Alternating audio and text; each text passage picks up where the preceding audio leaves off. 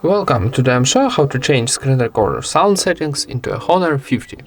First of all, open your top navigation bar and find here screen recorder button, this one.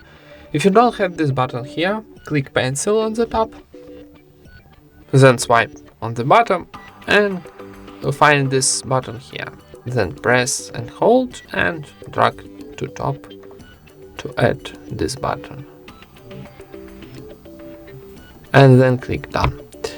And now when you add your button here, press, and how you can see, I started my screen recorder, and left side of this panel, choose your sound settings. You can turn off microphone or turn on microphone, and that's it. Thank you for watching, leave thumbs ups and subscribe to our channel.